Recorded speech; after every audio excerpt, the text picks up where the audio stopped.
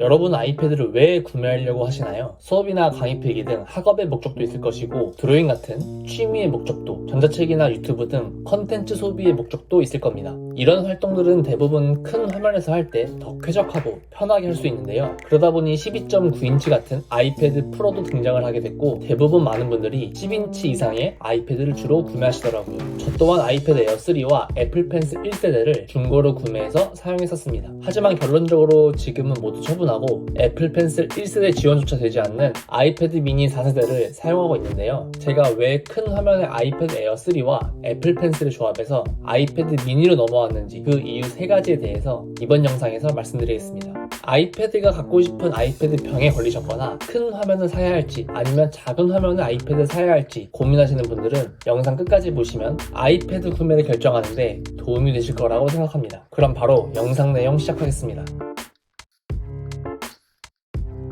12.9인치와 M2 프로세서를 탑재한 아이패드 프로를 구입하고 나서 초고화질로 유튜브를 본다는 오픈말이 있을 만큼 아이패드를 컨텐츠 생산의 목적 혹은 생산성 향상의 목적으로 구매했지만 유튜브 머신이나 넷플릭스 머신으로 주요 사용하게 된다는 점은 아마 많은 분들이 공감하실 겁니다. 저도 마찬가지로 침대에 누워서 영상을 볼 때 아이패드를 주로 사용했는데요. 처음에는 큰 화면으로 시원시원한 영상을 볼 수 있어서 좋았지만 어느덧 불편함이 느껴지기 시작했습니다. 이게 뭔가 생각보다 편하지 않더라고요. 왜냐면 아이패드는 태블릿 PC, 들고 다닐 수 있는 휴대용 PC 같은 느낌이지만 아무리 그래도 핸드폰에 비해서는 무게가 좀 나가거든요. 그래서 평소에 누워서 핸드폰을 보는 것처럼 아이패드를 들고 영상을 보다 보면 바로 손목이 뻐근해지고 오랫동안 보기 힘들었습니다. 물론 이런 문제를 해결하기 위해서 아이패드 거치대를 사용하면 되긴 하지만 이게 또 고정된 위치에서 영상을 보는 거랑 내가 편하게 침대에 뒹굴거리면서 영상을 보는 거랑은 느낌이 또 다르거든요. 아이패드 에어는 뒹굴거리면서 영상을 보기엔 부담스러웠고 화면이 조금 작더라도 무게가 가벼운 아이패드 미니를 구매하게 되었습니다. 결론적으로는 지금 아주 만족스럽게 아이패드 미니로 영상을 감상하고 있습니다. 물론 4대3이라는 요즘 컨텐츠 비율과는 조금 안 맞긴 하지만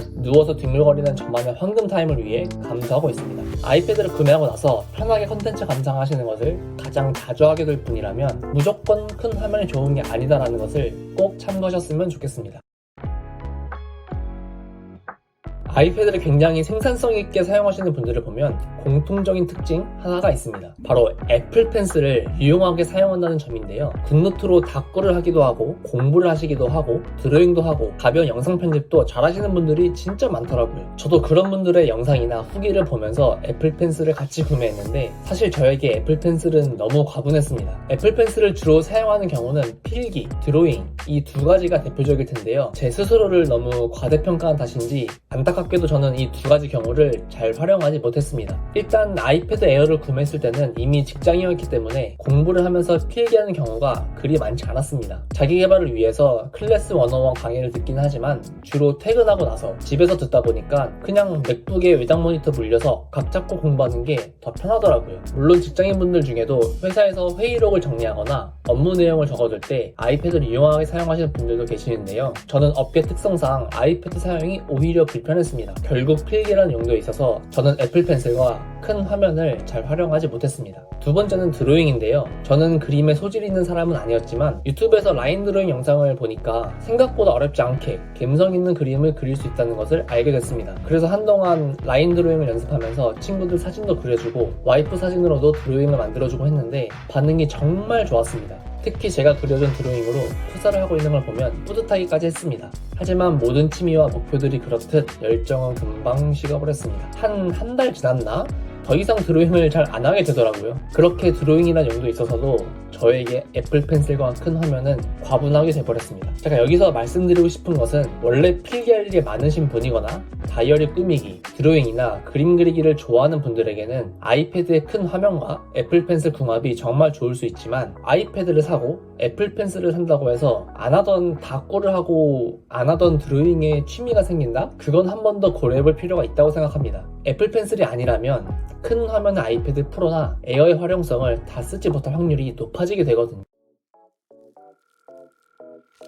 믿으실지 모르겠지만 저는 책 읽기가 취미인 30대 유부남입니다. 외출하거나 대중교통을 탈 일이 있을 때 항상 책을 챙겨서 다니는데요. 이게 가지고 다니는 짐이 별로 없을 때는 큰 상관이 없는데 진짜 유난히 짐이 많은 날이 있잖아요. 그럴 때는 책을 가지고 다니는 게 은근히 부담스러웠습니다. 그래서 아이패드로 전자책을 보면 좀 괜찮지 않을까? 라는 생각이, 전자책 보면서 동시에 정리도 할 수 있으면 좋지 않을까? 라는 생각에 이북 리더기로 사용할 목적으로 큰 화면에 아이패드 에어를 구매했었습니다. 하지만 제 기대와 달리 이런 메리트를 잘 활용하지 못하고 또다시 종이책과 아이패드 미니로 돌아왔습니다. 이북 리더기로서 아이패드 에어를 잘 활용하지 못했던 이유는 크게 두 가지가 있는데요. 메리트가 느껴지지 않았던 무게와 휴대성, 그리고 악필 때문입니다. 사피엔스, 총균쇠, 코스모스 이런 벽돌 책들이라면 아이패드 에어가 무게에 있어서 더 메리트가 있는 것은 사실입니다. 하지만 솔직히 매번 이런 책들만 있는 게 아니다 보니까 무게에 대한 메리트는 사실 거기서 거기라고 느껴지게 되더라고요. 그리고 저는 백팩이나 크로스백보다는 가볍게 들고 다닐 수 있는 에코백에 책을 주로 넣어 다니는데, 에코백에는 아이패드를 넣고 다니기에 뭔가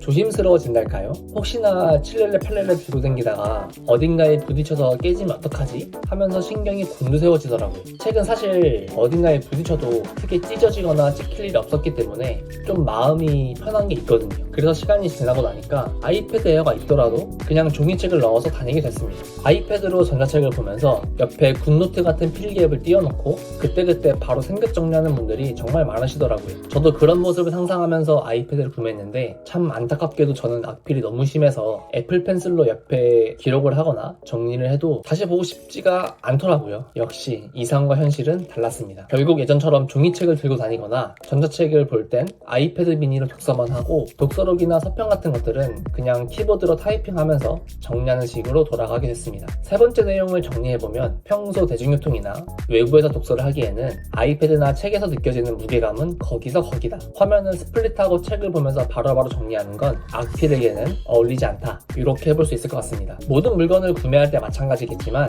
자기가 어떤 목적에 사용할 것인지, 그리고 내가 그것을 제대로 활용할 준비가 되어 있는지를 먼저 고려하는 게 중요하다고 생각합니다. 저도 큰 화면으로 컨텐츠도 시원시원하게 보고 드로잉도 하고 독서도 스마트하게 하고 싶었지만 결국 저에게 맞지 않는 선택임을 깨닫는 데는 그리 오랜 시간이 걸리지 않았습니다. 따라서 아이패드 구매 혹은 큰 화면과 작은 화면 사이에서 고민을 하고 계신 분들이라면 오늘 제가 말씀드린 내용들을 참고하셔서 후회 없는 아이패드 구매를 하셨으면 좋겠습니다. 감사합니다.